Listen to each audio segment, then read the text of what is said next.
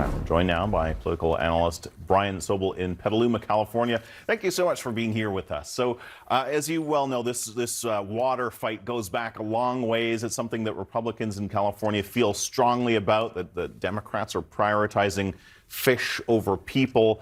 How valid are those claims, especially when it comes to, fighting fires? Well, there's a lot of myths that go along with this.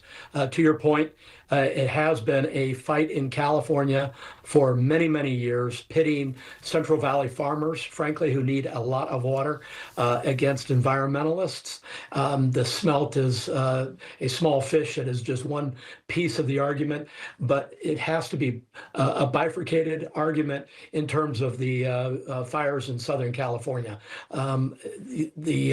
What happened there was the systems were terribly overwhelmed, and but at the same time, it's also true that there has not been a new reservoir built with a large capacity since the late 1970s here in California. Yeah, so it sounds like they're trying to simplify the argument, saying, well, they couldn't fight the fires because they're trying to protect this little fish, which obviously isn't true. For Californians and maybe Americans overall who are worried about things like rolling back these environmental regulations and so on, is there anything that can be learned from Trump 1.0? I mean, many of the things Trump tried to do took years to actually implement, if at all, because of the lengthy legal battles, and we're going to see plenty of those in California. Both sides will have learned from their first go-around, right?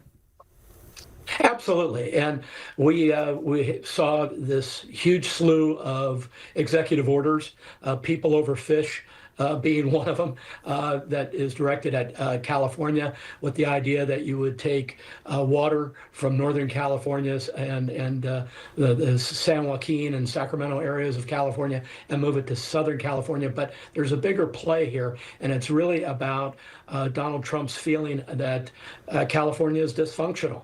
And he blames the governor of California. But again, this is a decades-old argument. And California, at nearly 40 million people, just a perspective, nearly the same population as that of the vast country of Canada in terms of geography, produces a great deal of food for the nation and for the region. And so water is very, very important. Yeah. But a lot of these arguments get mixed together. Yeah. So water, very important. The other battle will be immigration. Many cities in California are sanctuary cities. The state sees itself as a sanctuary state, which brings it, of course, in direct conflict with Trump's new policies. Trump just said in an interview he'd consider cutting funding to sanctuary cities. So how do you see this conflict playing out this time around compared to Trump's first term? Well, I think we have to consider that there were probably two things that led the way in terms of the Trump election. One is the economy, and two is immigration. And a lot of people across the United States feel very strongly about immigration. In California, it's a bit of a different argument. There are a lot of immigrants in California, migrants who have arrived here, who help, frankly, with a lot of the crops and other things that are grown and harvested in California. And it's a very, very liberal state, a very blue state. And so there's going to be considerable pushback from California and the sanctuary cities. You're seeing it bubbling up already in terms of California beginning to figure out how it can defend itself from some of the Trump initiatives. Yeah. So immigration is a divisive issue, but something that used to be fairly bipartisan. Recovery aid has even become political and polarized. The Trump administration has threatened to withhold aid to California or put conditions on it. So that's further complicating this already fraught relationship between Gavin Newsom and Trump. Newsom had invited Trump to survey the fire damage for himself. Now Trump is coming. Air Force One touches down in the state Friday. There was a lot of confusion as to whether the president and the governor will meet. What more do we know?